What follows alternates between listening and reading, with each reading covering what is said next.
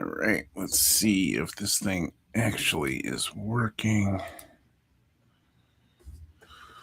See if I probably won't get a notification.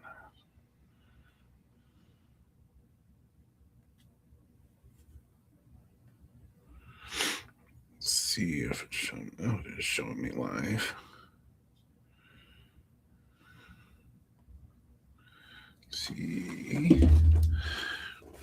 All right. So hopefully in this impromptu live stream, I will get some sort of audio.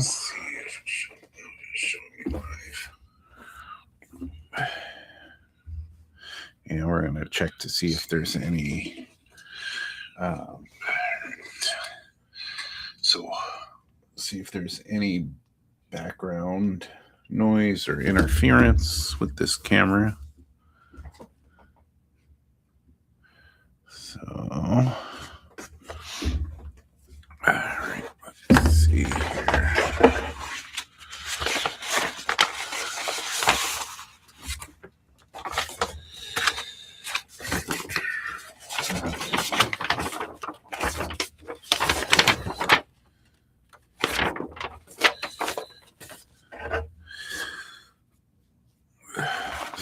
So what I'm excited to do with the last live stream, I had some interference and issues testing webcam. It's not the greatest webcam in the world, but trying it out anyway and seeing if I'm getting the interference I was getting last time. I have my Blue Yeti mic and the camera, which has a mic on it. So we're testing to see if there's any issues while I'm opening up this Campbell kit, the old box of sticks kit that you can see I got for just $10, and it appears to be the whole kit. And the camera, which has a mic. So I'm just checking my phone from now and again to see if I'm getting any interference. But if you're out there, let me know. And hopefully this is working. But this kit here, everything is sealed, has the corrugation, has bags of sticks as Campbell kits do. Has some signage. Looks like it has some plastic molded parts. You can see them on the sprues. And then it is made otherwise of cardboard backing here, or cardstock, which is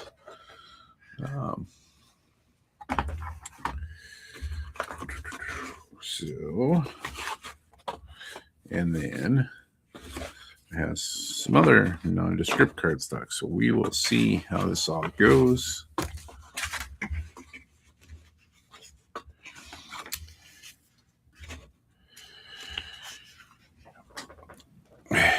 Hey, Jimmy. Hey, Gopher Girl.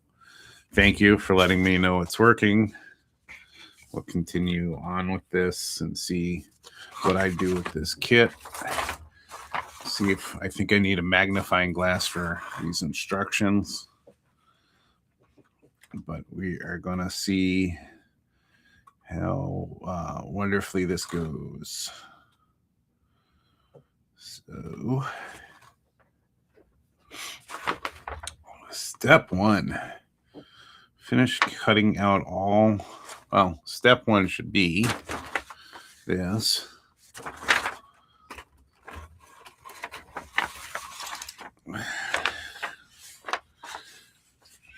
This, because I was using this, you can see this all has, I've got plaster dust everywhere. So certainly need a new blade. And as some of you know, normally I have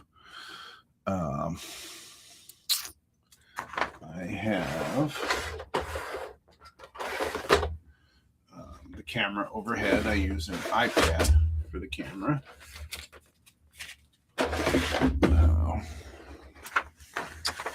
But I have this old webcam that I got. I got a deal on the webcam where they would reimburse me for the webcam if I did a video review. And I can just tell on the video how dark it is. It has lights on the camera, next to the camera here. And then I have, you can see the light change in the background. I have a big light, and that's, with it bright, it still comes out. This camera still is not picking that up too well. So let's get these instructions out of the way. I just want to fill some of these blades back in so I don't have to go back and forth. So I just grab a couple of these blades from here. And so I had I think 100 in here, and I have another box of 100 from Excel.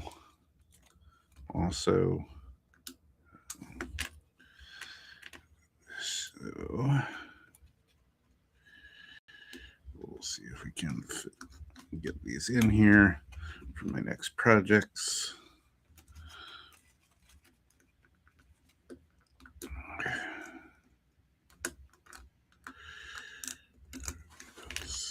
Gotta fill these in only a few at a time at most for some reason.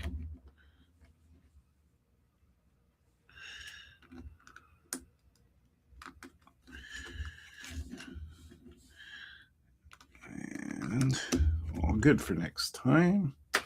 So I haven't bought blades in forever. I have so many. There you go. So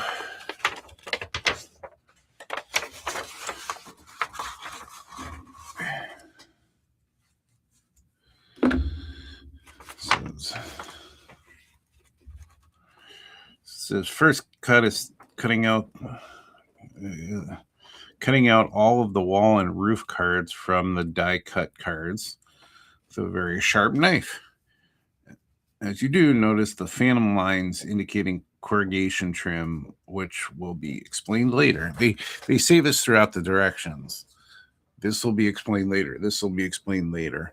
And I feel like I'll get half the kit done, and it'll be like, so for step 1, you got to do this. You got to do that. So let's take a look at these card stocks. That's a roof card. This wants to wall and finish cutting out the roof cards from the die cut cards. Oh, you don't want me to. Oh, so that's not going to be fun. So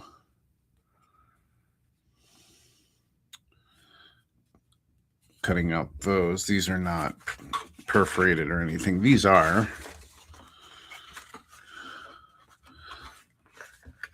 So, okay. Yes, they tell you not to just rip them, but this one was on its way out. So let's make sure, cut those out. Then you may want to trim the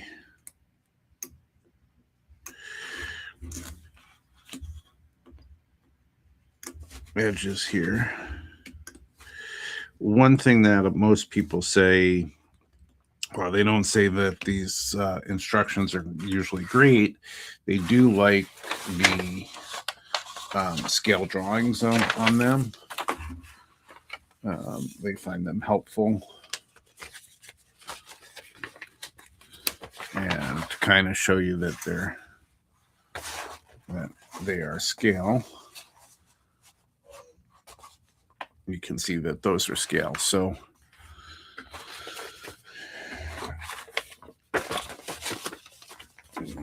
I guess there's that.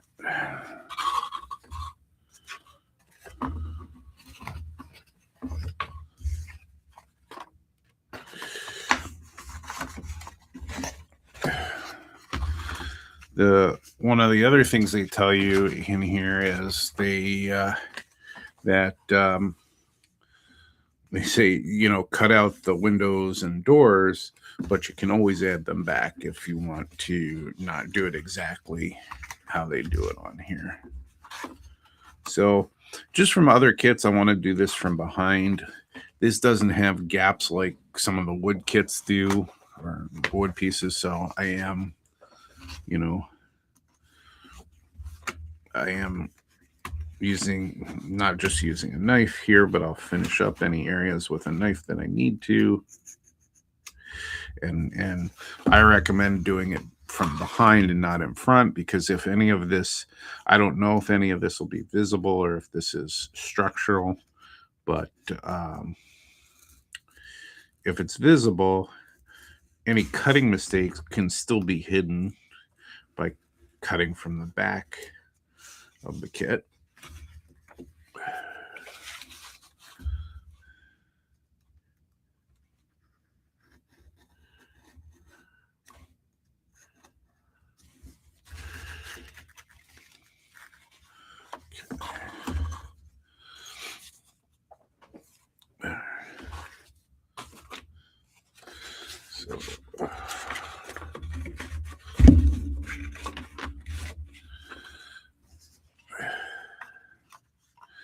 Yep, and there goes one. So if that happens, I would just save them.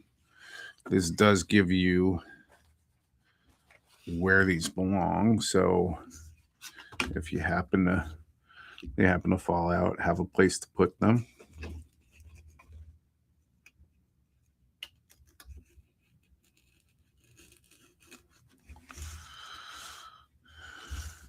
Because these have all kinds of, have all kinds of numbers and letters to correspond with.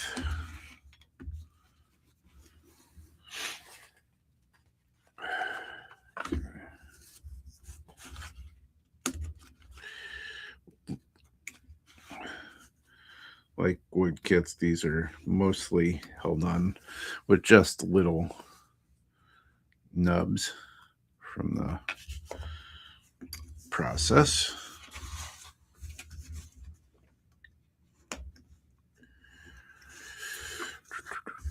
Okay.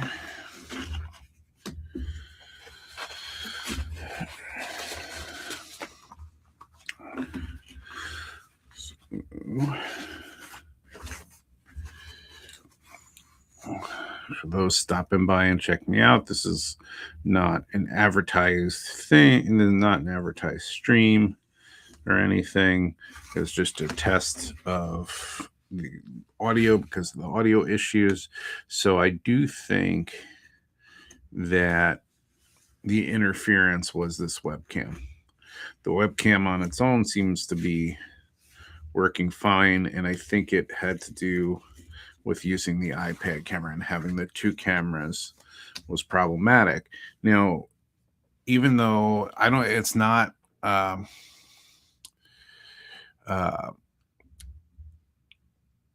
so yeah, it's not too bad. But if you looked at this against my iPad camera, this is a bit grainy, and I think it definitely comes across on videos.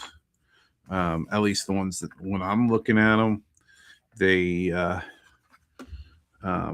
comes it. I think they had it priced at $50 for this, and it wasn't. It's a brand that does lots of webcams called Amcrest, and it was through. It was received through I the offer was out there. It wasn't a direct sale. It was through Amazon, but it it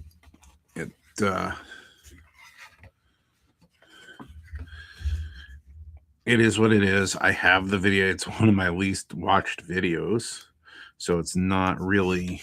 Even though us YouTubers, us model railroad YouTubers, do care about our equipment and look at stuff, and it doesn't. It hasn't the video itself hasn't resonated with um, my my subscribers, so it doesn't have very many views at all. So I don't know if you can see it close enough, but I have, trying to stay along these lines, I have come off the line with the cut, but you can't see anything on that side.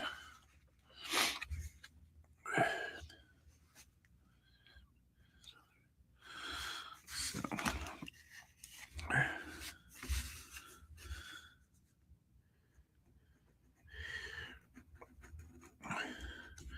There may be a reason why you didn't know that they made webcams. I've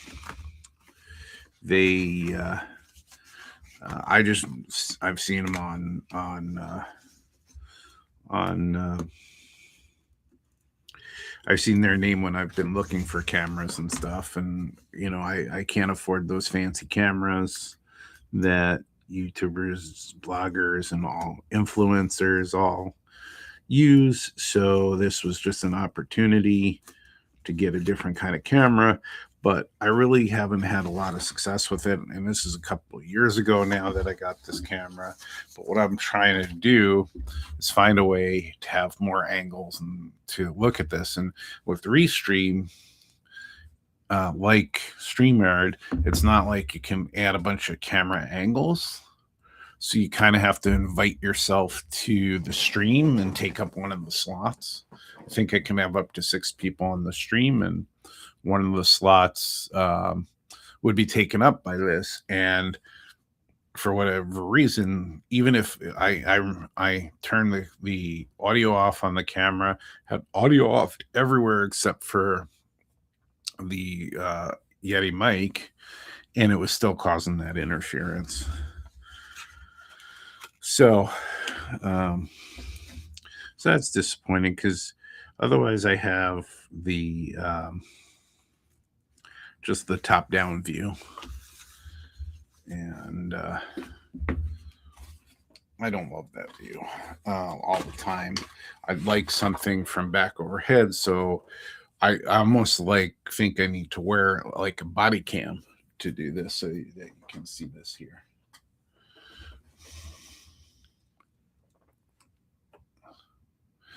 Yeah, there is every time there are deals for like the holidays and stuff, I look, but even when they give deep discounts, you're talking, like you said, 800, 650.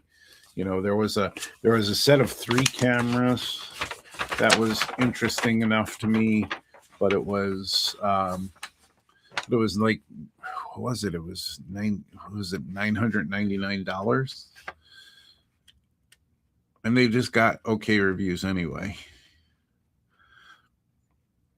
So cut out the wall and roof cards from the die cut cards with a very sharp.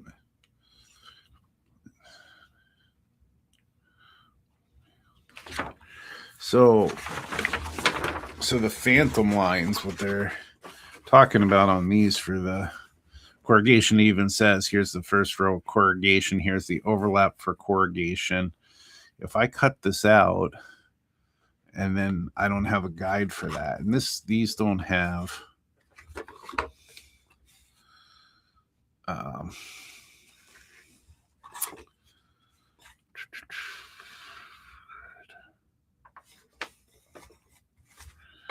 interestingly, these roof cards both say 3 of 4, and I assume they're going to be something like that. So, and because I think this is 1 of 2 and 2 of 2, 1 of 4, 1 of 4, 1 of 4, 3 of 4, 3 of 4. I just don't think they paid the money to do 1 and 2 and 3 and 4 in each card. But so I'm contemplating leaving.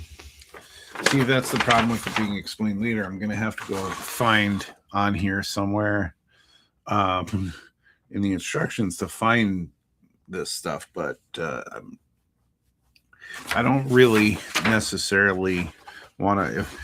I mean, I could certainly figure out the sizing and the overlap, but let's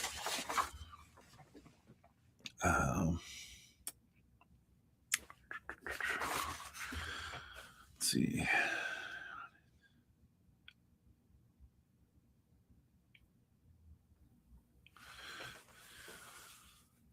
Front wall, back wall, side wall. A1, 2, 3, 4, 6, 7 double siding freight doors. So those are marked on here. So A1 front wall, A2 back wall. This one says A1 front wall, A2 back wall. And then these are the side walls, A3 for left side, A4, and A4 for right side.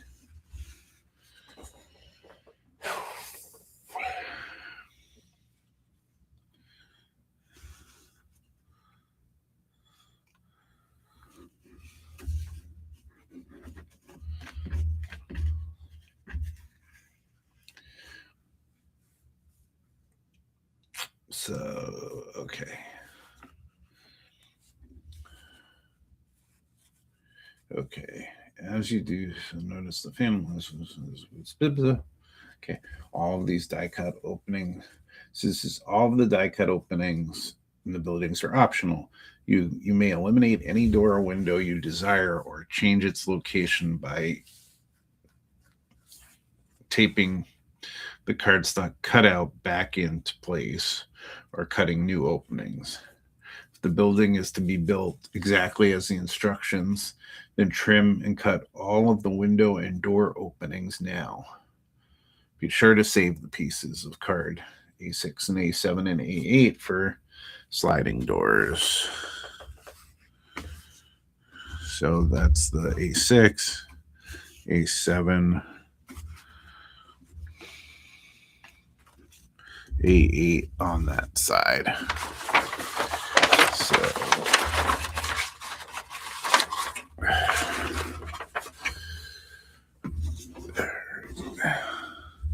So we're going to cut them all out, and then I got to find a place to save them, which is probably going to be the box. And this makes me nervous because look how thin that is, and it's already bending from being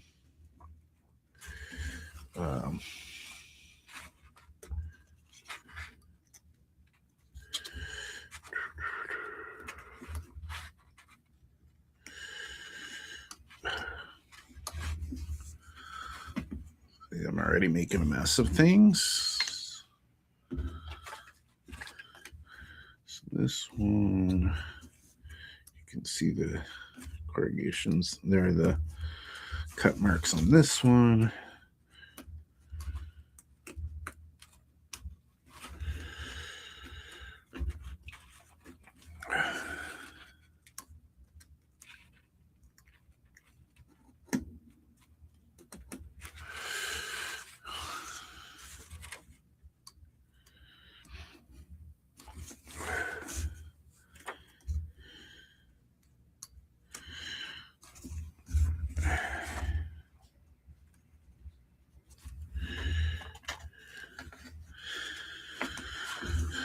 All right, that's one down.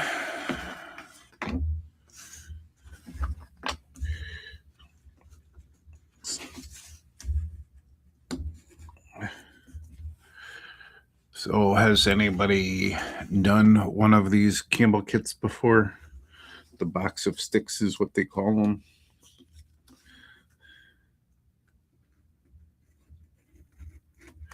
I mean, generally I can follow directions, so I'm not so scared of doing this, I think.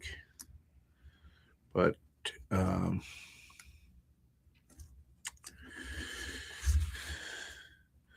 I think, if the directions aren't great, I may not have enough expertise to get through some of the parts of it. But we will see. I mean, for people to complain that the directions aren't great, they have a lot of directions. So I don't know if it's just people don't want to read a lot of directions or if they're truly not great, but we'll have to find that out. So I am going to put these in here for now. Suppose, yeah, no, we'll keep them in here. So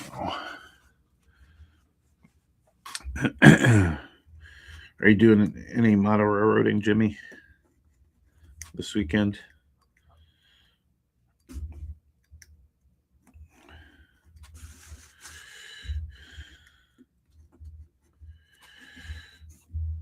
I have tomorrow off from work for the holiday, but we already have some.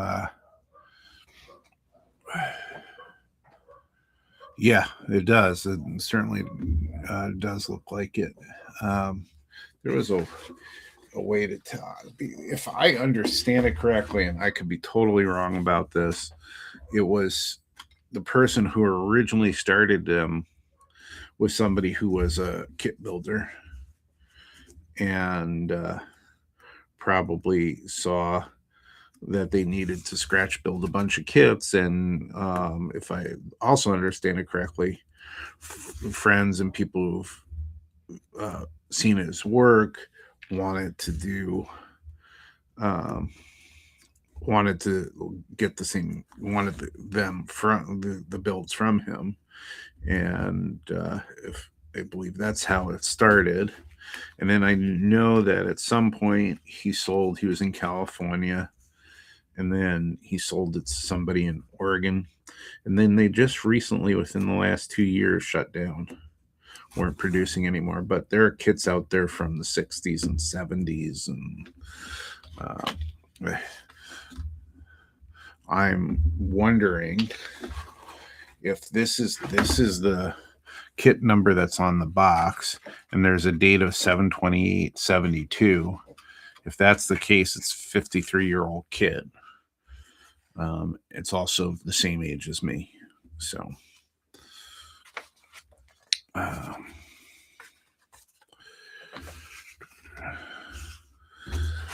so I don't know what to say about that, but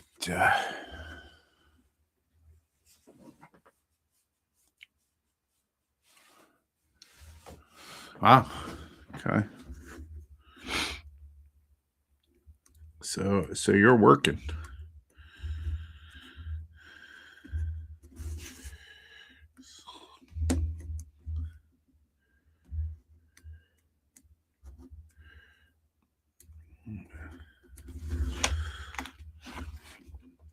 All right.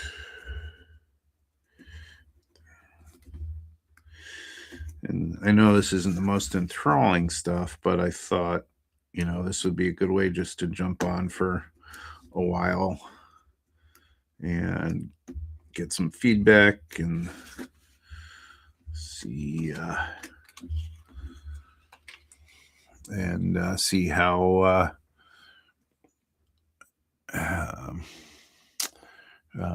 this is see if everything's working.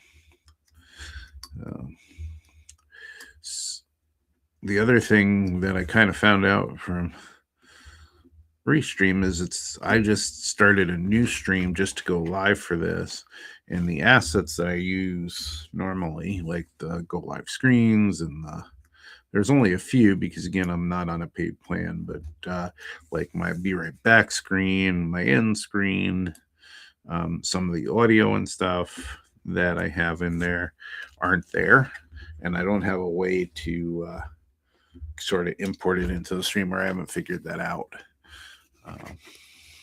So this one was already off. So I'll have to figure that out because I didn't want to copy it over and be the whole just jump in streaming. This is just me going live and testing. So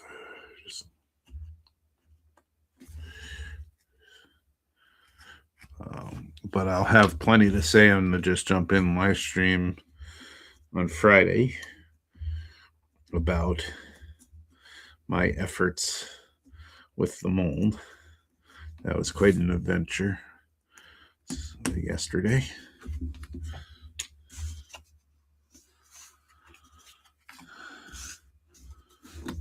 So we will have a conversation about that and see what I did.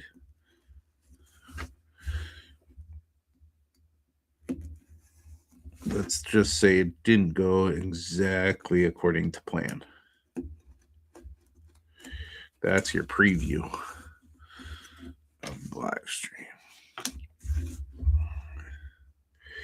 Some of these lines are cut through, and some aren't quite cut through. So they're hard to see.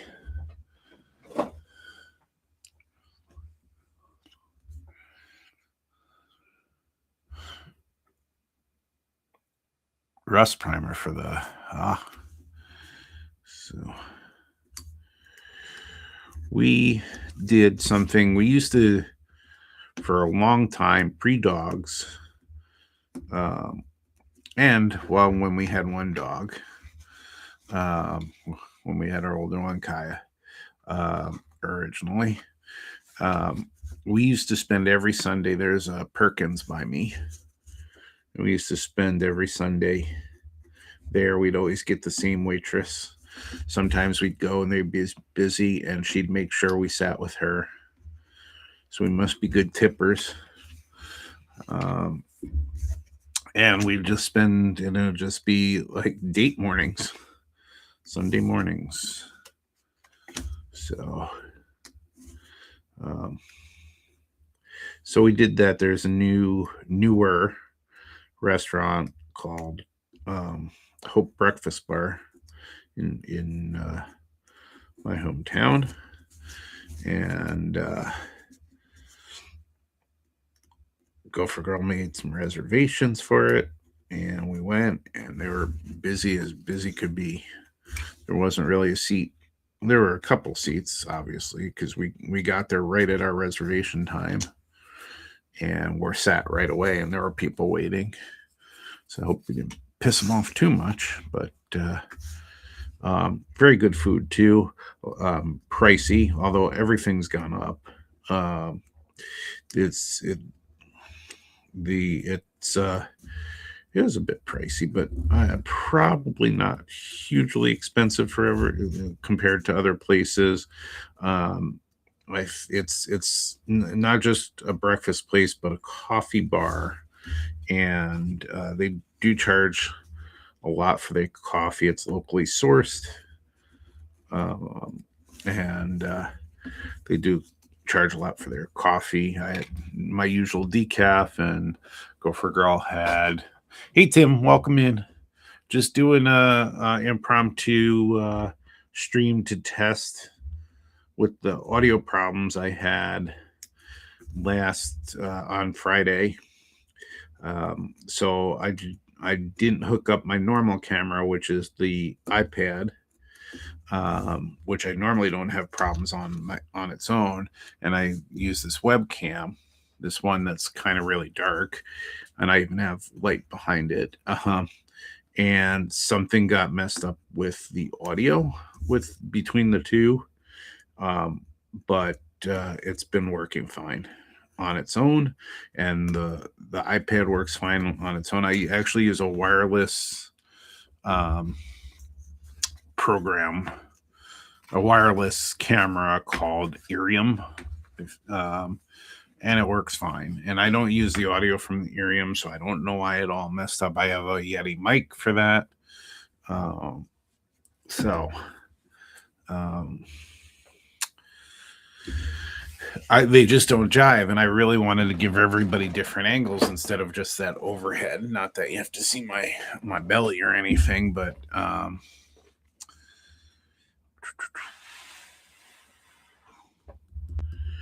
so what I think I'm going to do, and I can adjust this later, I'm just going to cut outside of or on the edge of the edge of these markers, which is where the corrugation would go to. I mean, I could definitely deal with the overlap myself, but I don't necessarily need these lines, but we'll stick with the instructions and whatever these instructions say, since this is the first Campbell's kit that I'm ever attempting. And these these weren't pre-die cut. So, and you can see I'm just going all over the place with that. So this is not even exact. Let's see if we can get that again. So this is what I do. I always have trouble lining things back up when, thanks, Tim. When I go back to cut, so I have to put this ruler back on to keep my edge straight. So I do this thing where I'll put the blade back down where it's supposed to go, and I'll line them up again. Otherwise, I won't know where to line up. So I'm going to just try to stay better on this edge here. There, and that's come off. From a sign standpoint, not that I would use this with anything, but if I were going to, I could use this for something as a sign that'll stand out.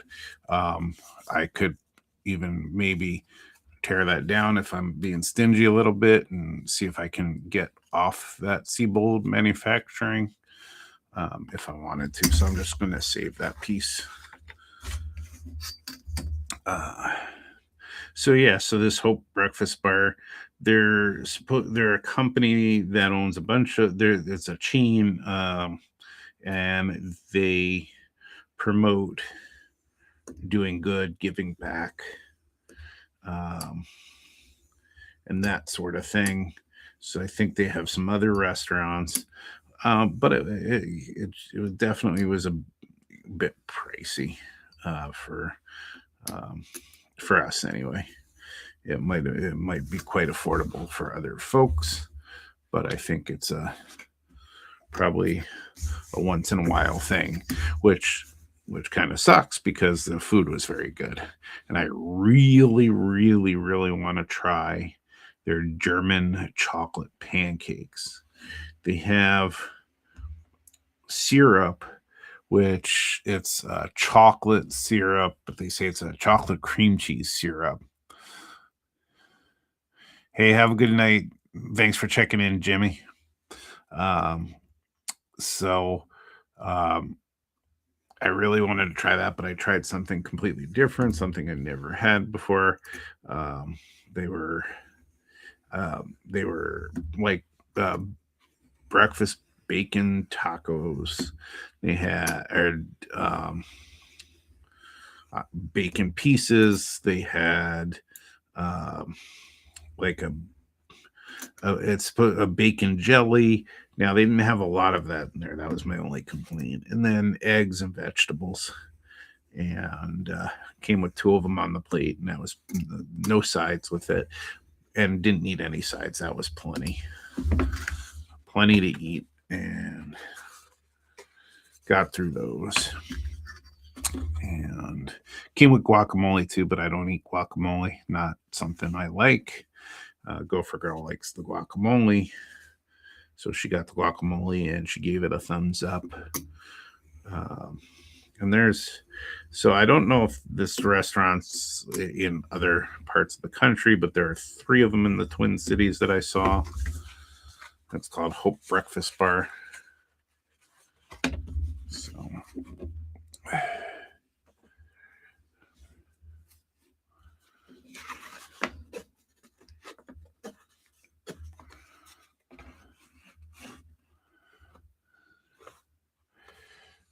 yeah, yeah, I would definitely like to see that. Is that next Thursday?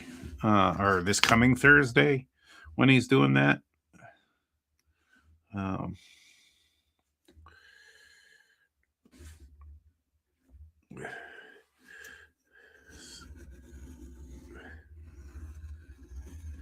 I like his clinics. His clinics are always good. Um, if anybody ever gets a chance to see his clinics, um, finally that one came off. The Michiana division puts on great clinics. I just finished watching one today, and as you know, once in a while I get on there, but most of the time I end up having to watch afterwards. Bunch of very experienced modelers in that area, and it's fun to watch those.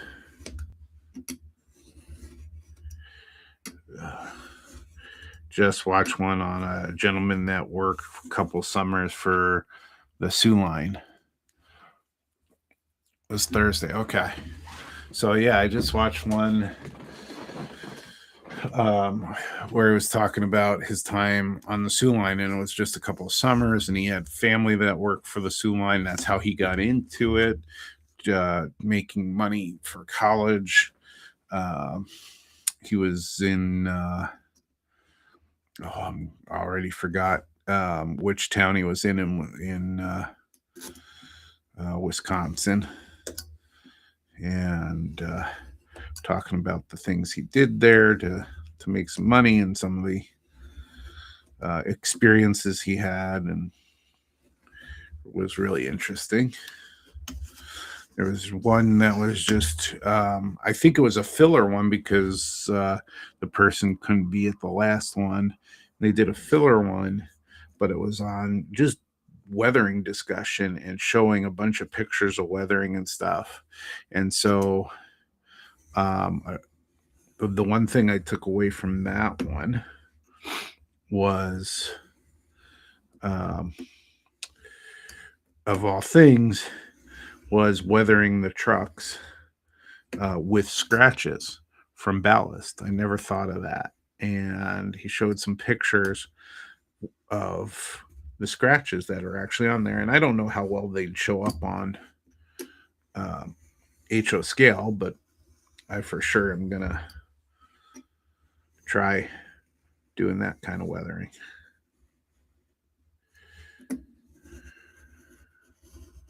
This is a really thick card, so I may end up having to do another blade for this one at some point.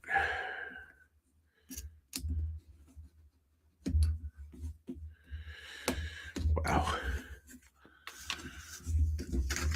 So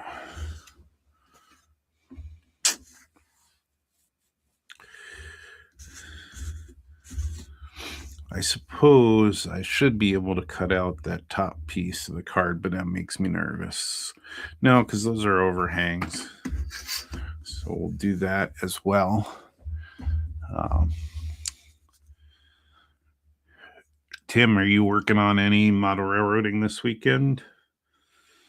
What I was saying earlier, I have tomorrow off, but unfortunately I have some stuff to do that was previously scheduled, so I don't know if I'll be doing any model railroading tomorrow. Yeah.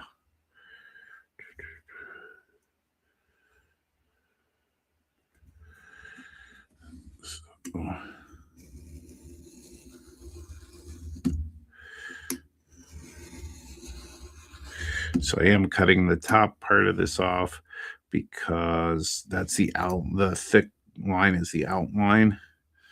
The thin lines are just guides for overhang for the corrugation, because this will have a corrugated roof. It's corrugation that came with it. Otherwise, if I need to make any corrugation, I have a 3D printed tool for that. And I have heavy duty tin foil.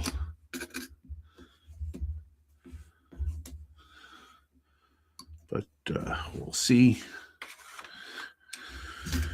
Ouch. Still got the full blade on there. It doesn't look like there are any gashes in there. So it's still good. But certainly hurts the hands.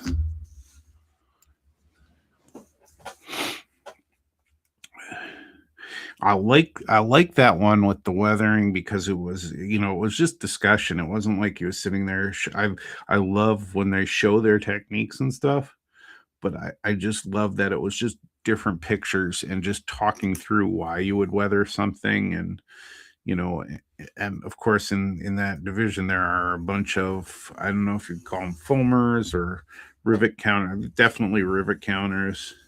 So they would want to get that stuff correct, and so there's some pretty deep discussion there on that one, so that was a good one.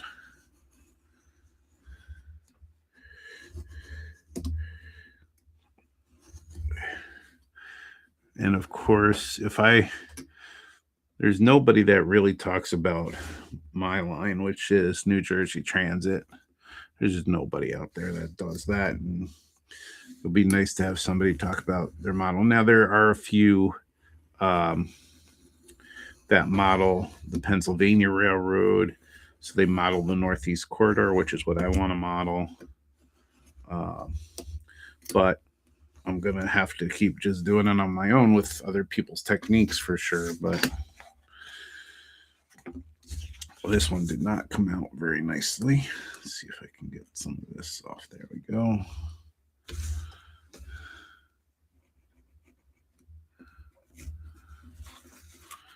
There we go. There we go. Well, I think I got a step done. My first ever step on a Campbell's kit.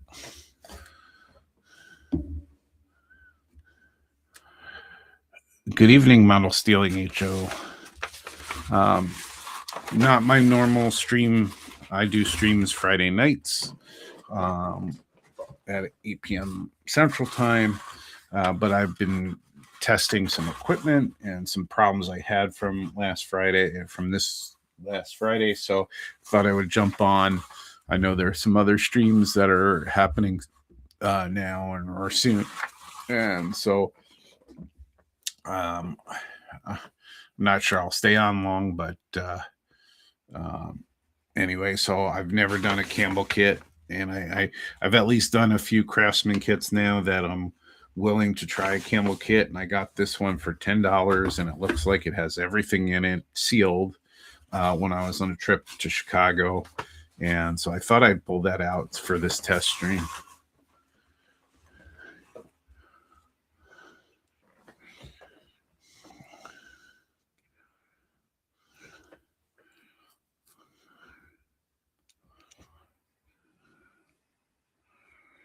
How long did the DNRGW last?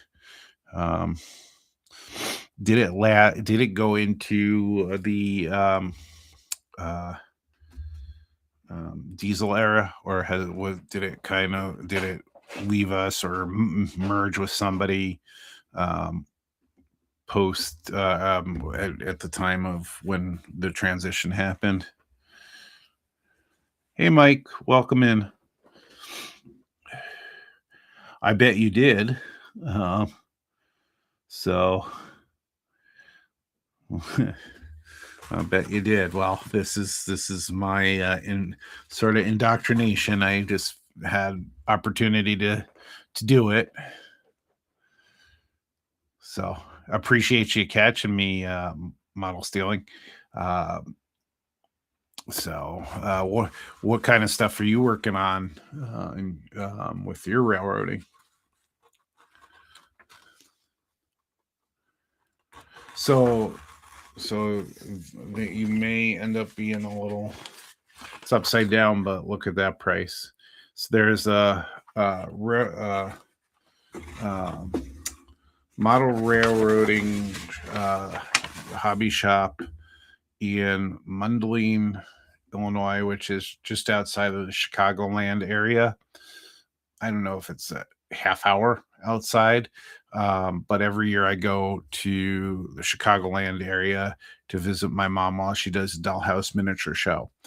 And so when she's doing a show, I'm out during the day, and I took a trip up there, and he had this kit, and it's got all of its stuff. Everything was sealed. It's got all of the parts, and like I said, everything's sealed. It's got all the bags and everything. And he had it for $10. He probably just wanted it off the shelves. He didn't have a lot of kits there. It's a smaller shop. It's an old school shop. He does repairs and sits around and wants to talk trains with you. So that was I was, even if the parts were open and and maybe didn't have everything for $10, because these kits are still, well, I suppose it depends on where you go, but the kits are still demanding their full price. At least here in the Twin Cities, we have at Scale Model Supply, he's got a ton of Campbell's kits, but what you're talking, something like this is probably $95, and it was 10 there, so it was definitely a deal. I stole that one.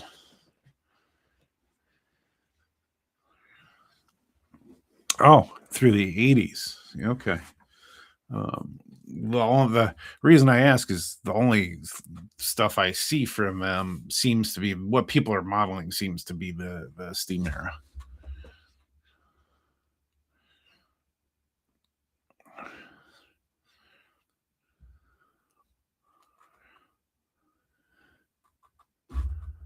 Hi, Darren. Welcome in.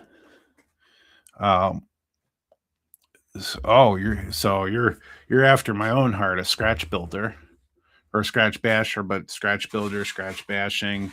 When you can't find it, that's what I like doing, is I like building stuff. Um, and again, as I was talking about, for my railroad, there's not stuff out there, so I'm having to build stuff myself.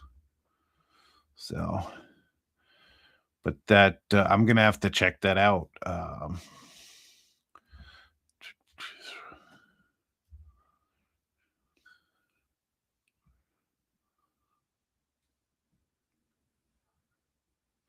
So cool.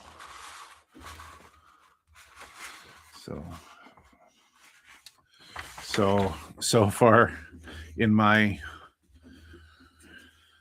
new adventure, so far I've cut out of their cardboard um, pieces. I've cut pieces out of there. That's as far as I got.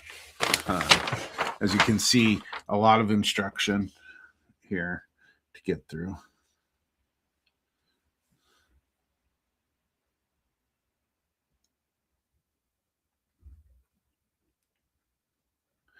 So I gotta see if I have a number. So it says that for the I'm assuming that these are going to be doubled up, but we'll see later on. But it says that it has these little in its box of parts. It has these little light fixtures.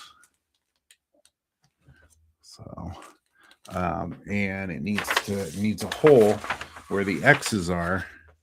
So through all of these have the X pointing to that spot right there. So I have to see if I have a number 67 drill or something like it. I have a bunch of them.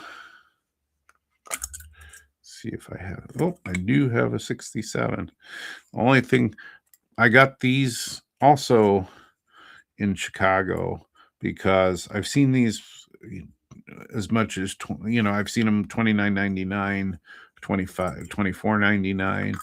This one place that had both dollhouse miniature stuff and model railroad stuff had these for $19.99, and I'm sad I didn't get at least two when I was there, because I don't know if you saw that I have a bunch missing because they're broken or missing. Or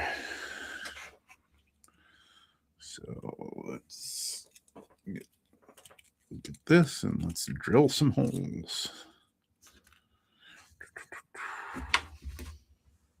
See if this is gonna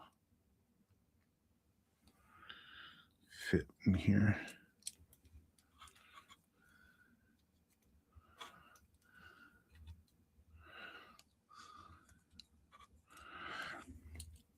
I don't know. There's just I don't know what. So it's funny. My dad was a very logical thinker. I think I just lost it in there. My dad was a very logical thinker. My mom's an artist. She's a poet. She was an English teacher many, many years ago. She's still a poet. And so I have both this logical side and this creative side kind of fighting in my head somehow. And so there's a part of this that I've just decided I really enjoy building more than anything. I've in the Twin Cities where I am, I break. I don't know how you can't break these drill sets. Even if I had a light touch, so these snap. I had there, you just got to buy a lot of them. The last ones I bought an actual set of 12 pieces for this is for number 80s 0.00135s. I feel like you got to do that for everything, and then getting everything lined up. I suppose I could line these all up.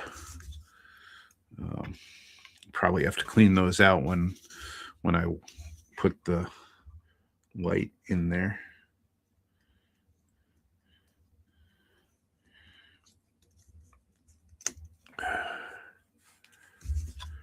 See, that one didn't go all the way through.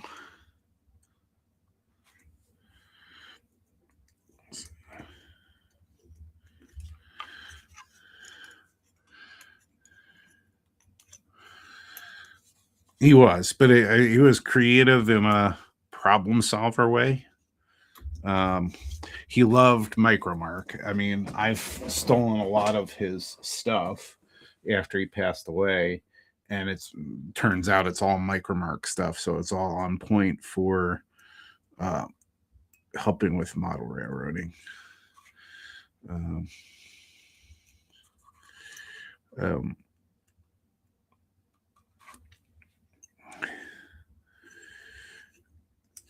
We didn't engage a lot. We, as Gopher Girl will tell you, so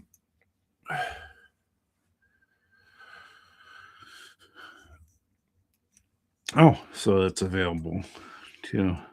To be honest, depending on which ones I use most, and it's very project specific sometimes, but if I can get them in sets like these, I don't mind that. But having the variety is also good because you don't know which ones you're going to need for which projects you have, if you have multiple projects going on or whatever. So I'll have to check those out on the Amazon.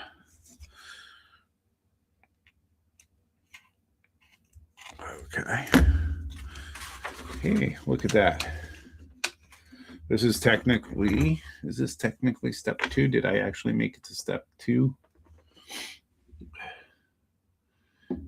They didn't put in step 2, did they? Unless I can't read. Oh yeah. No, I'm on step 2. This is part of that. I believe. Nope, that was part of step 1. Let's see here. Where did I see step 2? That's all. Oh, no. I lied. I'm on step 2 still. Okay. So, um,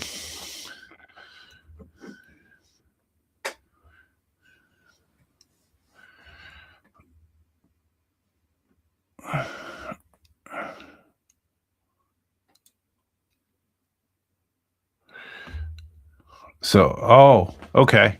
So there are times where I don't know if it's how far it is on these, but I've done that because sometimes it grips better with these. These don't always grip the best.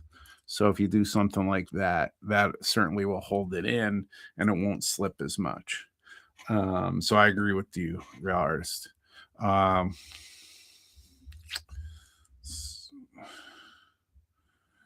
The other drill bits I had were my dad's. They were from Micromark, and they were those boxes like 25 um, or 50 or whatever they were in those white boxes.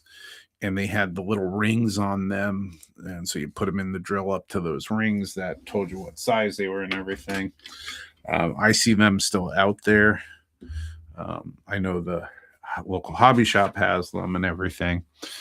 Uh, so So I'll have to get, but they're all from all the stuff he worked on. Most of them are broken too. They break so easy because they're so small. So see, now I'll probably lose that one if I leave it in there. I might as well put this one back until I need it again.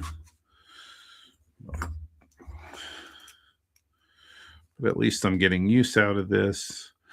I go every April to Chicagoland area to visit my mom and the Dollhouse Miniature Show. So this coming April, I'll be checking out this place. It's called Tom Thumb, but it's not the Tom Thumb that many of you might know. That's the convenience stores.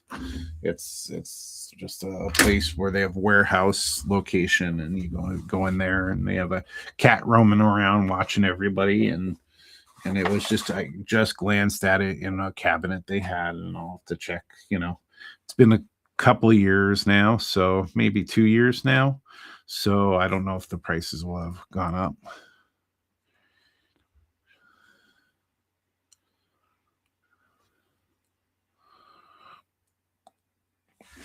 Yeah, was this the what?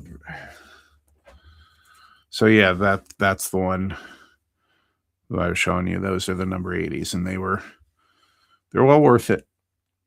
Having a bunch, and I don't know if you can see close up in there, but I still have plenty in there. Haven't broken them all yet.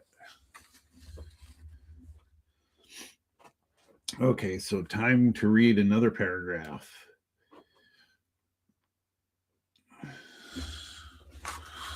Okay, so they don't say that they're talking about these, but they appear to only be on these front wall and back wall. Is the Z. The horizontal dashed lines indicated Z1 and Z2 on the front and back walls, as indicated Z on the roof cards. So that's that. You gotta catch those. So those are those little ones there. Show the location for the top edge of the rows of corrugation. Examine your kit carefully and notice that there are several scale heights of corrugated aluminum provided. Uh-oh, we're going to have to measure our corrugations. So they don't, it'll be nice if they're like, hey, bag D has your corrugations. So here are the different size corrugations, and there are different sizes, and there's tons in there.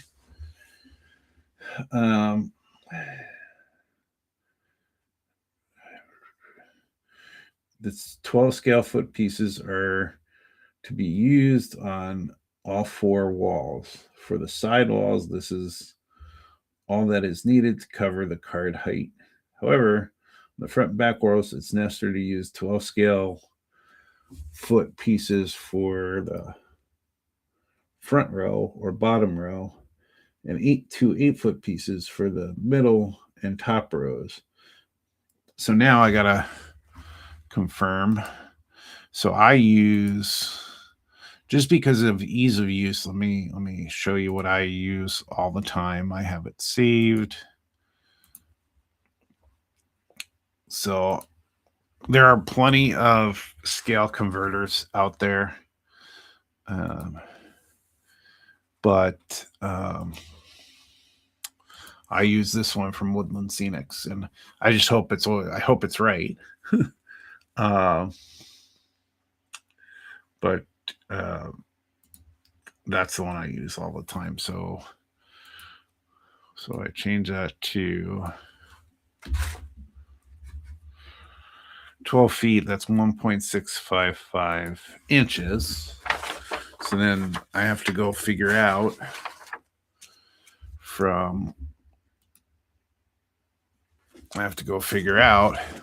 what 1.655 inches is. And instead of using a ruler, I use this digital caliper all the time to help me with measuring. I've been much more accurate with this than with a ruler, because if anybody knows me, measuring is my worst skill.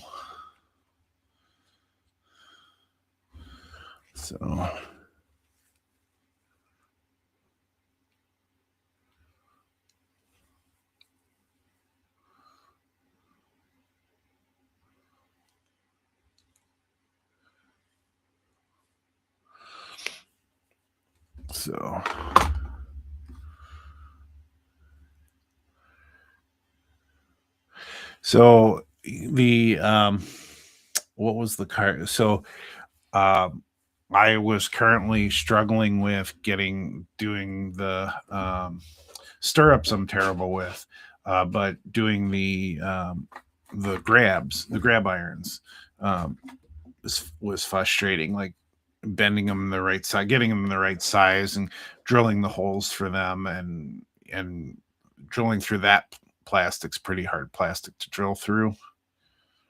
So yeah. And yeah, if you get them close to the ends and stuff, then yeah. So I have still yet to do a resin kit, but I certainly want to round out and do a resin kit.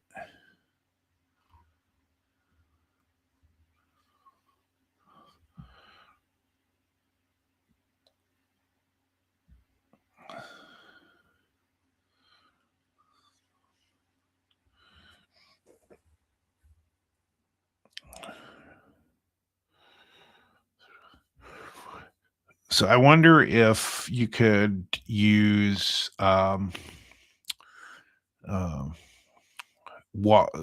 something like Walther's glue. It's flexible, so it may move and still hold if you bang into it a little bit. If cars bang or when you're handling the car. I wonder if that would work. E6000 maybe, potentially. But most people that I know, like Tim is saying, use super glue.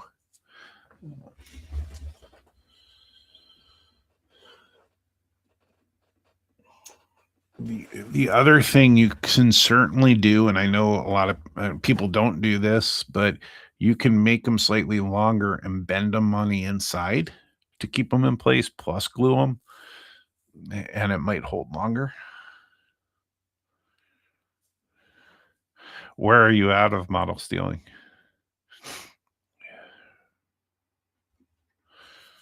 Um,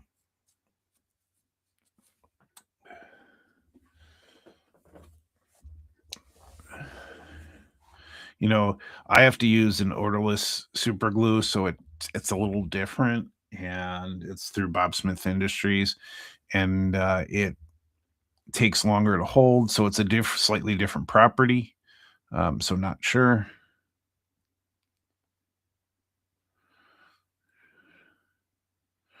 So I did also, I've done the jig. There was one, I forget, there was one kit that said what size styrene to use to do a jig for it. The Republic of Florida. Um, yeah, I just know that most people do use the super glue. Um, if you could also use plastic grabs. So like I think Titchy, I thought, made some plastic grabs, and along with the brass ones that they make. You could do that, and you could bond those with like, to me, as extra thin like I use. Um, they may not look as good maybe as the metal that you get or the brass that you get, but uh, just a thought on that. So we needed one.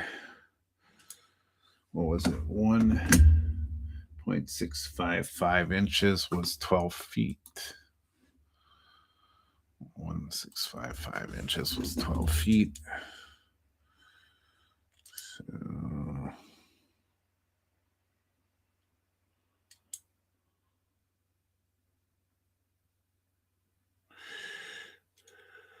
It's a little longer, but so yeah, and I've used Tichy for a bunch of things, from not just their windows and doors, but I've used their wheel sets because they're really cheap. Um, I've started 3D printing my wheel sets, and they're not going to be prototypical. I found somebody who made one set of wheel sets that really work well, and I've stuck with them. They go on all my cars, but that's them. So they may, like, I have them on my passenger cars, and I know these aren't the right ones for the passenger cars, but it costs me nothing. I print 20 at a time and throw them on all my sets, and they work very well. So me with my measuring make me really nervous, but at least this one looks like this is I got it down to 1.655. That's enough, and we know that this appears to be the size. Let's see if there's any others in here. So there should be another set here. The next size down is definitely not going to reach that. So that's your 2. And then it said 8 foot. So it said 8 foot. That's 1.103. I really like that this also has a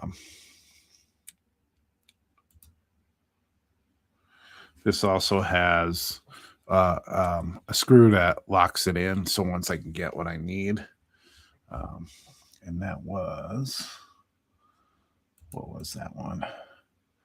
Was 1.103. 1.103. 1. Come on. I'm going to try and get it as close as possible. There's one. That's 1.1. How many are there here? Okay, so there are 3 of this size. That's going to throw me off. Now I got to find the 1.103.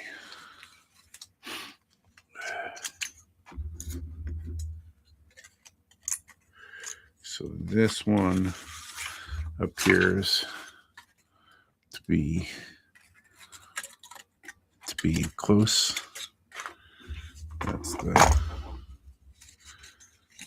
There really are a bunch of sizes in here. It's amazing. So those appear to be what we need so far.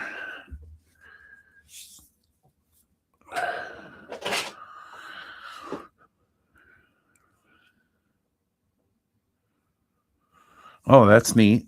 We'll have to check that out.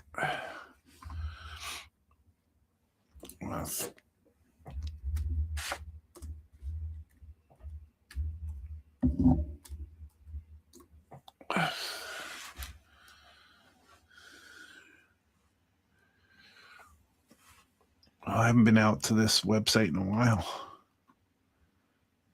See, you can get me all derailed here. Let's see.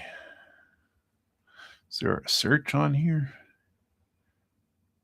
Yeah, it's in a weird spot. Let's see.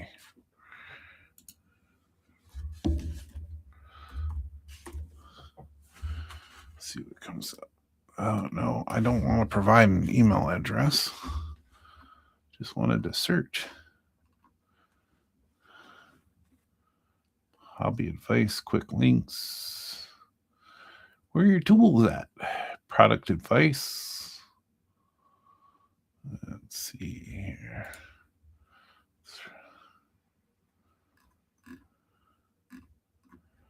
Oh, so it just went down at the bottom.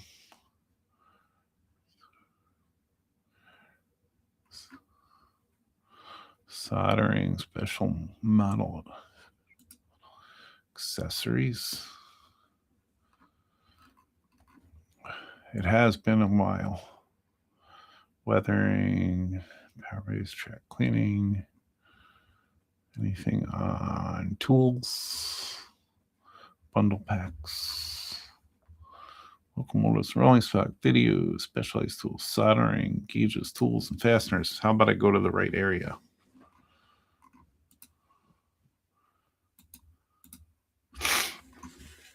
There we go. So drill bits. Let's see here. Drill bits. Gauges, tools, drills and reamers. Oh, there's some tools that I definitely could use.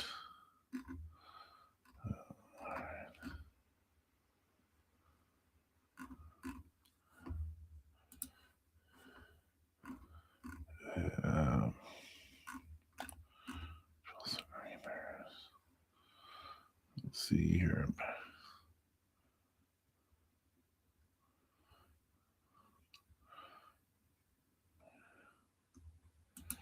Gauges, maybe. Oh, there it is. Handrail jig. It would help if I was showing you what I was looking at. Let's see. So this is the ruler and handrail jig. Okay, so it looks like, oh, sorry guys. Let's look at it this way. So here's looks like your handrail jigs are all, the rulers down on the bottom, and it looks like the handrail jigs are all up at the top. That's really neat. That's a good call.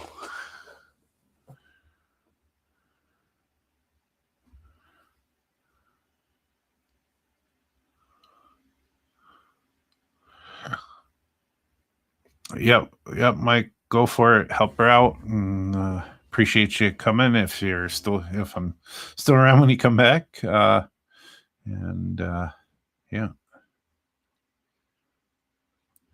So, and I always use Heath's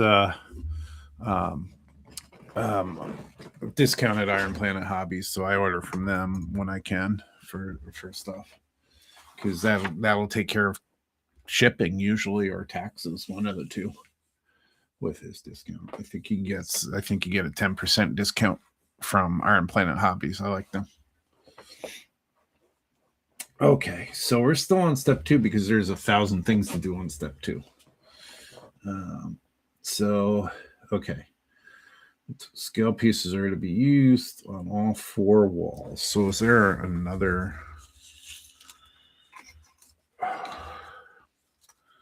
Let's see, is there... No.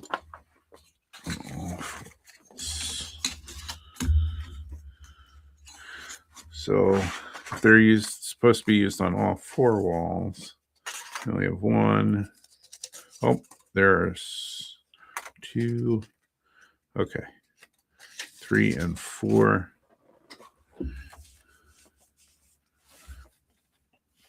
4 walls. For the side walls, there is...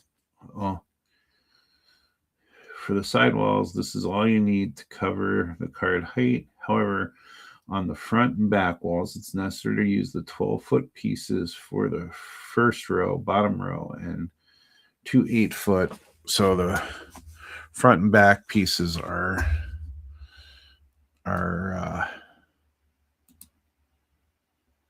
let's go. Stop sharing. There we go. So these are the front and back pieces. And they're showing you on here where the overlap is. So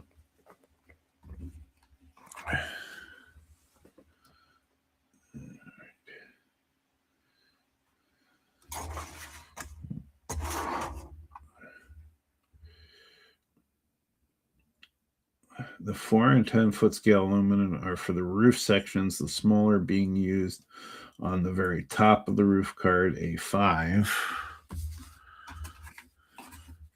So let's just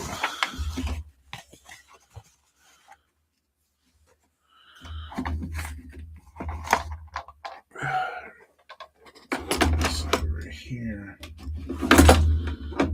And so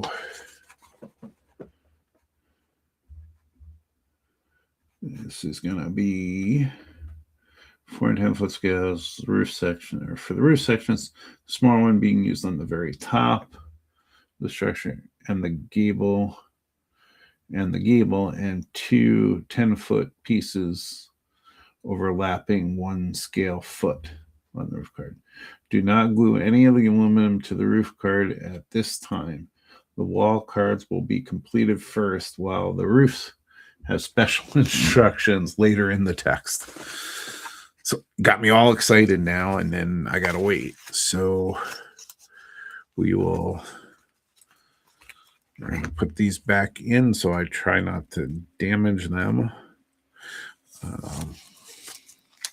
Let me see here. So what I was talking about earlier is this tool right here, made by that person. It's not my make, but it works really well to make your corrugations. So it'll fit, here's the biggest one. It would fit there. And you use some tin foil, aluminum foil. Is it aluminium? In other countries, I thought I brought that up. I probably did. And, well, don't see it. But I've done that before, and yeah, squeaky, but it works well. You use the thicker aluminum foil for that one, and it keeps its shape. It's pretty darn good. So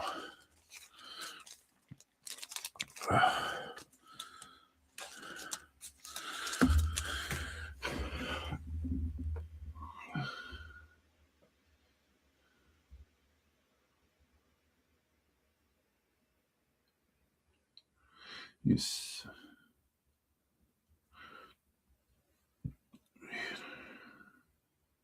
So they recommend using a knife to cut, not scissors. For bonding the aluminum cardstock, either use Walther's glue or Will Holds decorators glue. Commercial white glue, such as Elmer's or Bluebird, are not satisfactory for use with the aluminum. So then I don't have it out here. It's probably put away in my other room. But I used Walther's goo at first I didn't for the instructions for another kit. And let me see if I can find that. So a little bit of self-promotion.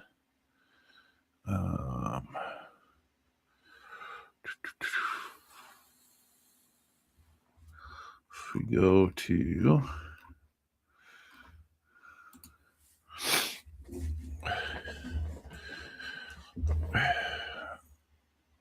so I did these green bins.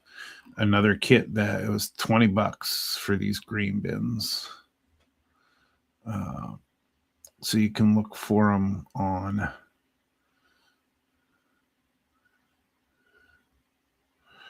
So there's 4 videos. One was a layout update. Another one was, if we go look at this one, and I'll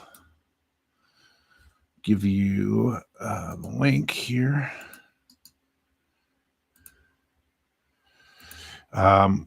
They recommended to use the Walther's glue, and I used just about everything else, and nothing worked like it needed to.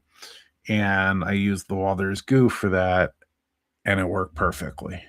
And it was because the grain bin roof were like cast metal, and they were pie sections, and they had to not only fit together overlapping, but they also had to be flexible and be moved upward so that it had kind of a ledge around it.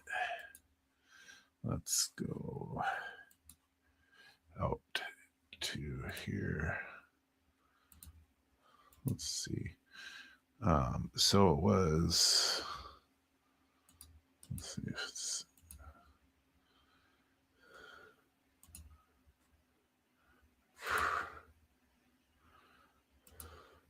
and also it had the pieces that went around the sides, and so it had corrugation around the sides too.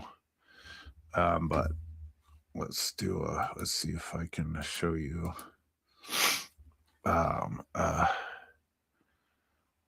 just a quick pic of the box. Wish I could get this right. So you could see the corrugations, the metal pieces around here. It needed the Walther's glue because the Walther's glue, while it bonds, it still allows flexibility. E6000 works slightly, but not quite as well as the Walther's glue. And then it allowed elasticity to have these bend around.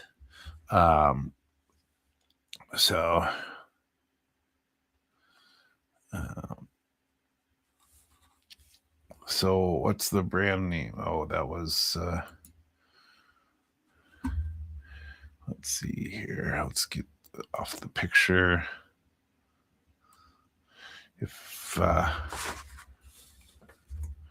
If this is what you were referring to for the ruler, stainless steel ruler and handrail jig, and I'll just give you the URL for that one.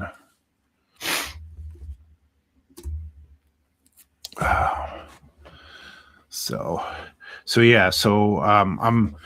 just didn't want to spend the money. I had so many glues, I didn't want to spend the money on the Walther's glue. But what I found with this hobby is you are going to buy something, a tool or parts or styrene, for instance, and you're going to use it for a project and then have leftover, and then you're not going to use it for a long time. And eventually something will come up. Well, I need Walther's glue for this, and I'm not going to try a different glue. I'm going to go with their instruction, and I'll use the Walther's glue on this.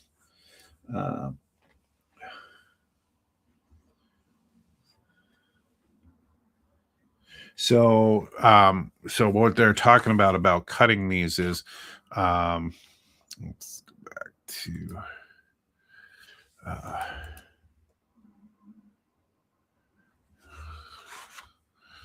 let's see, let's go, let's stop sharing there for a minute. So, actually cutting these corrugations. So they give you measures on here for what the corrugated sheets would be, or essentially you could do the one long sheet, or you could do the corrugations. And if you look at their picture, they're showing you the corrugations as you go along. So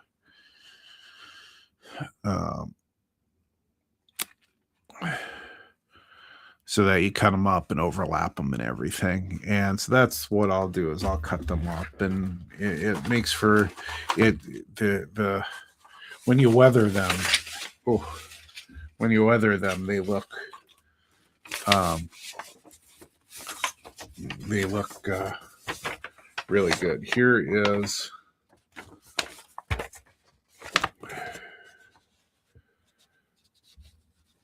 Here's another look.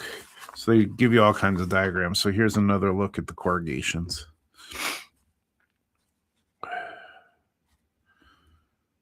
So, but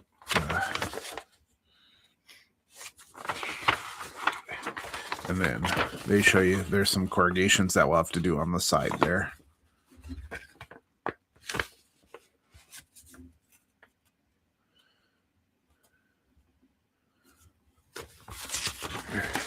It's amazing how long it takes, and you barely get through a spot on here. Oh, the corrugated, I'm sorry. The corrugated roofing tool. So I search for it. I go to yeggi.com, yeggi.com. It's a meta search. And so it'll search Thingiverse and printables and others. It wants to verify that you're human, I guess. And then you go out there and you can search for paid, you can search for free. Let me see if I can find it for you. So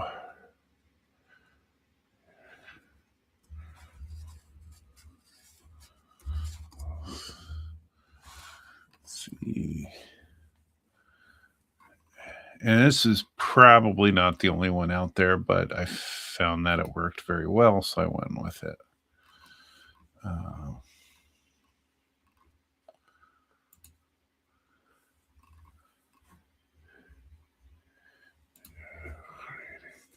Let's see.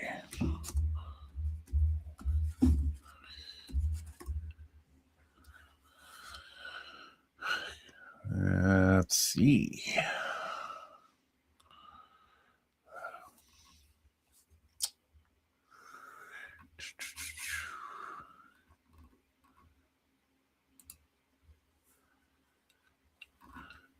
The other thing you might be able to do is search by designer. So if I search by GR models,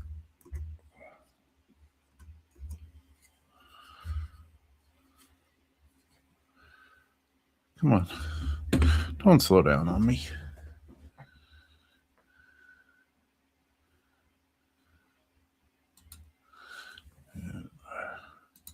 I'm just going to go to Thingiverse too. I don't remember if I got on Thingiverse, but here, models.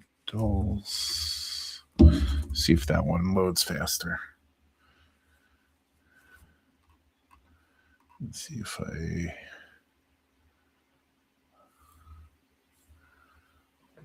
could do that.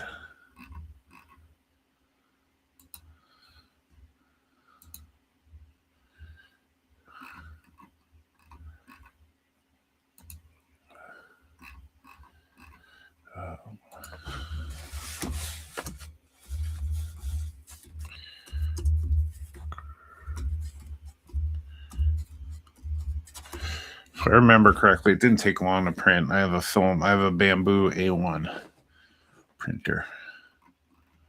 It did not take long to print. Of course, now I can't find it. So I'm going to recommend stuff. I should have that around somewhere so I don't have to have you chasing it down.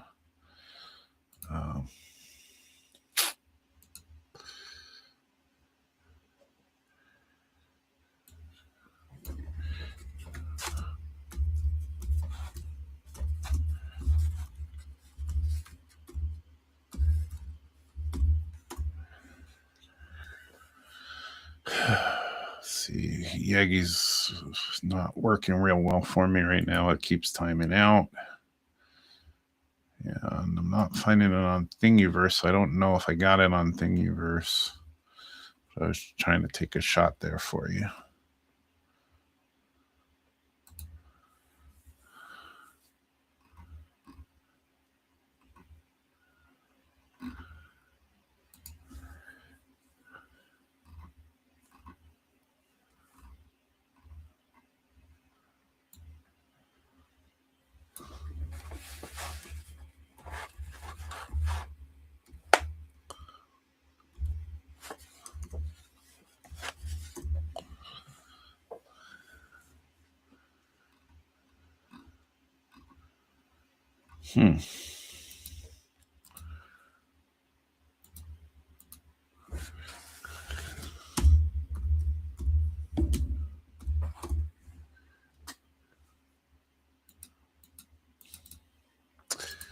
So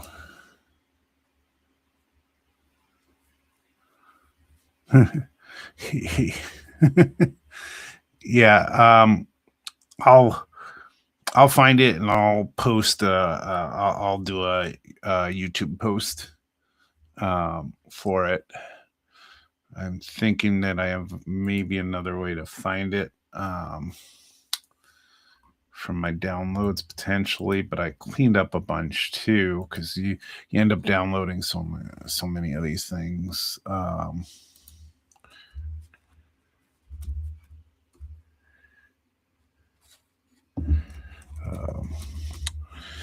Especially if you do this live and you have all these side conversations, it's going to take me all winter and maybe spring and too. So I use a program. It's a cloud based, so it's online. It's called Onshape, and there is a gentleman named Earl who has done a couple demonstrations using Onshape on new tracks modeling. You can find him on YouTube, and he did a girder bridge, and he showed, and he did several show segments over a couple weeks and took you through, and he wasn't sugarcoating anything. He wasn't making it layman's terms, but he was showing you the steps, and you could follow along and just do the things where he says to go do them, and that'll get you thinking about it. And then you can practice in Onshape and do all kinds of things. You can do it for free. Anything you design is public, though, if you do it for free, or you could pay a license fee to keep stuff private. A lot of people use Tinkercad because it already has some predefined shapes. And so you pick the shape out, you put it down, and then you sort of mold that shape. So a lot of people use that as a starter program. I going through a whole bunch of them. There are some really seriously complicated ones that do different things, but I got I did Onshape with him on there. I watched the segments over and over, and I went through and did the stuff, and mine looked like his. So that was kind of encouraging. So I've done a bunch of work on there. Um, and right now I'm designing cars with that. So all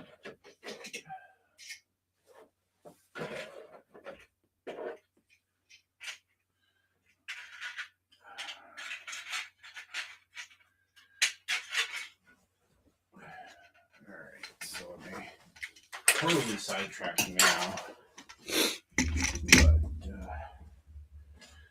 but I like talking about this stuff.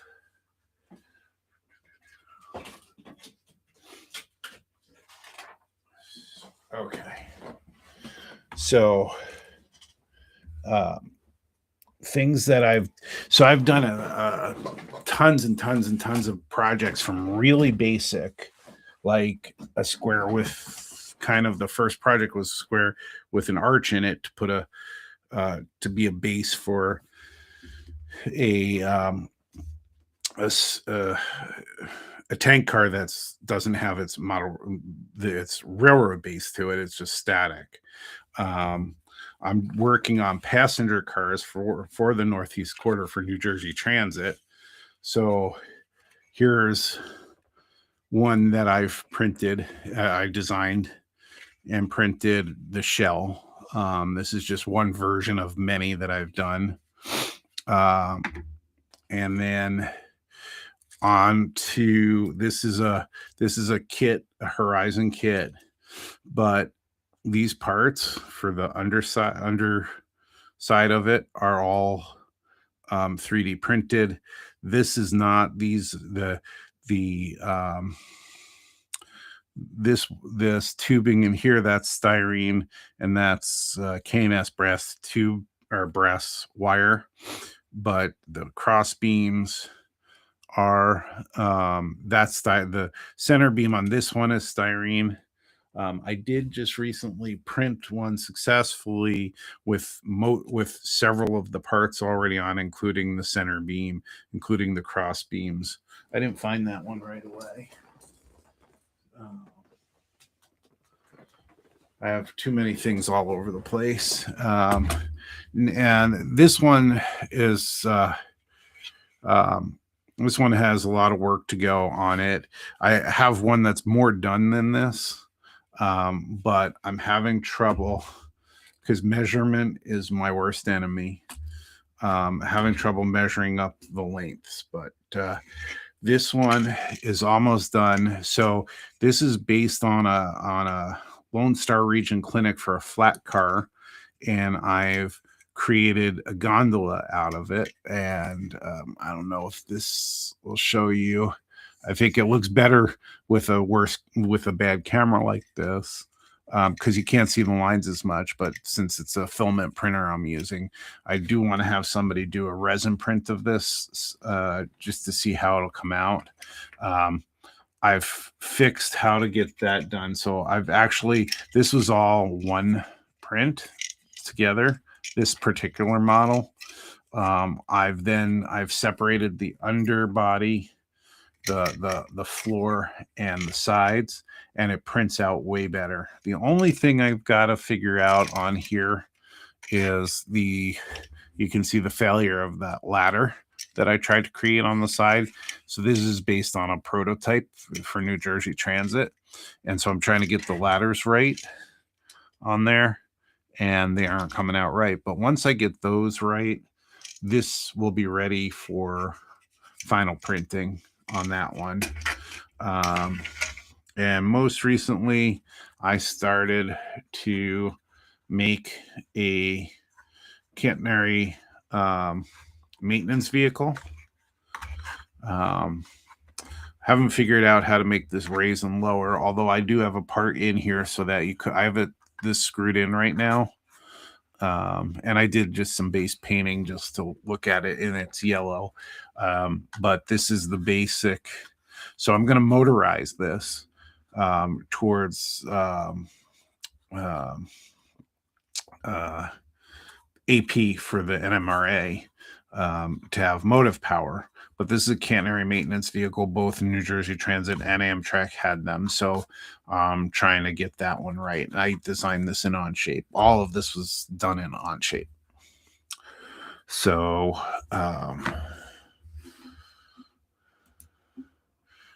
let's see here. So let's do some more sharing.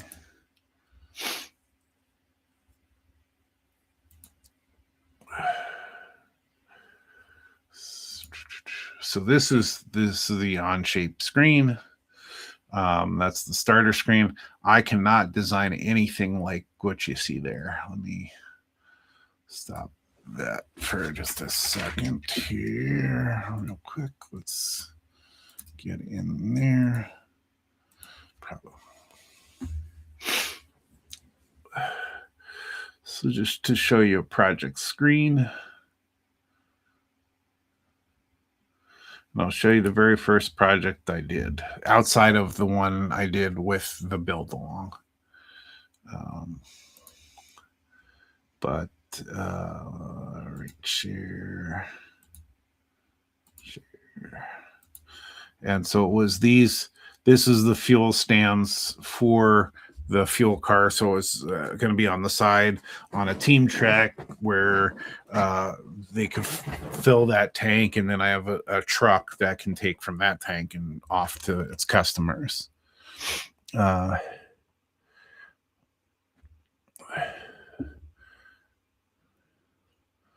So yeah, there's another guy who built a bunch of maintenance away stuff that I watch on YouTube, and there you go again. He's inspirational. He does all his stuff with styrene though, that I don't know that I could do.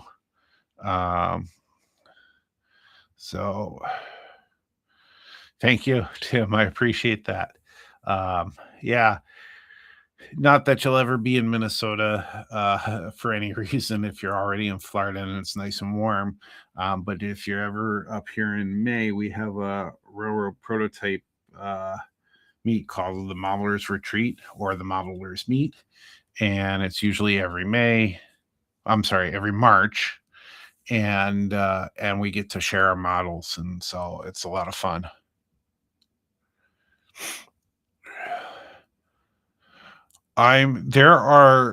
There's one of I start with this. Let me get you this one guy.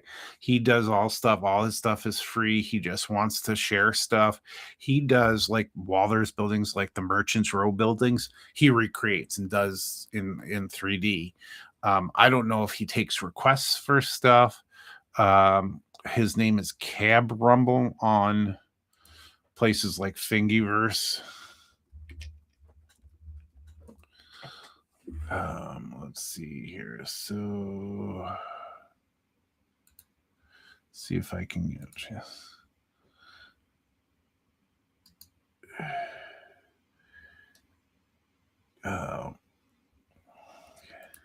So his name is Kim Brumble, and he has it as K.A. Brumble or Cab Rumble is what I call him. And he does a fantastic job. But there are plenty of people who will do stuff. Some people don't like to. They talk about 3D printing, and then people just ask them to print stuff all the time. And it takes some time to design. So, but if you're paying people to do it, they certainly will. And when you're searching for free and paid files out there in the in these on these websites, you're gonna find probably some better stuff that's paid because they want people to buy their files, but it can be much cheaper than buying the models by buying the files and printing them. But go ahead and have a look at his stuff on Thingiverse. He's on a couple of websites, but he's definitely a good start if you're looking for somebody. And then once you kind of see what's out there, if you're not finding what you need specifically for your layout, um, then I would look for some people who are willing to make stuff. There are plenty of 3D parts that are now being printed by companies, even kit companies like, not like Campbell, but when you have a bag of parts like that.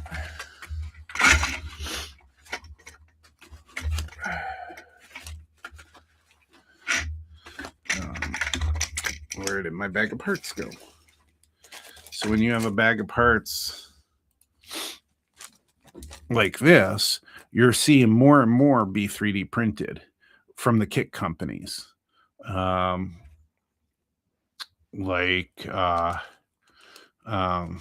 who's the um, well, a bunch of them are doing it where they're going to the resin 3D printers. So I have the filament printers, so the quality's not as good as resin is going to be. Um, you can get really good prints if you fine tune everything and you work at it. You really could get very, very good prints that don't look like they have a lot of lines in them and stuff, and you can get them very fine and stuff. Like on here, this is resin printed. If you look here, if you look here, you can see some, not on this camera very well, but you can see some imperfections, and there's some lines you can see in there. You can see,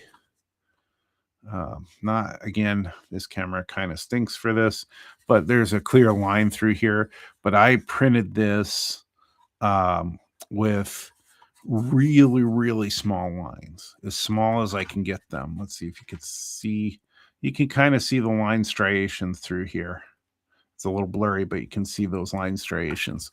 There's only so much. You'd have to do a ton of sanding if you really wanted to get rid of them. And I'm not going for that with these models. I'm just going for fidelity and operability and what's going to get me some merit on these models. And there's some parts that you're not going to see.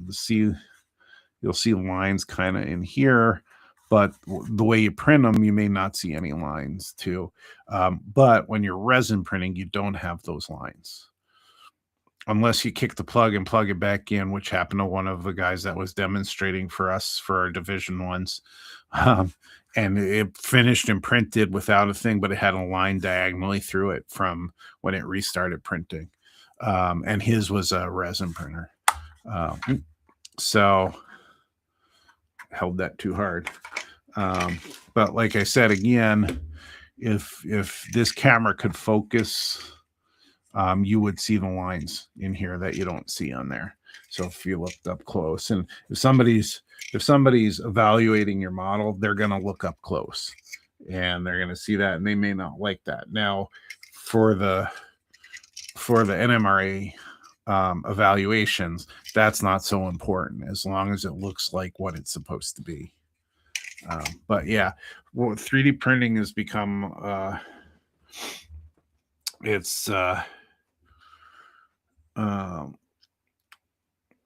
some people will argue though, like, I mean, at home it's probably for making molds, it's not as expensive, but there are some times when injection molding can be as cost effective as 3D printing. But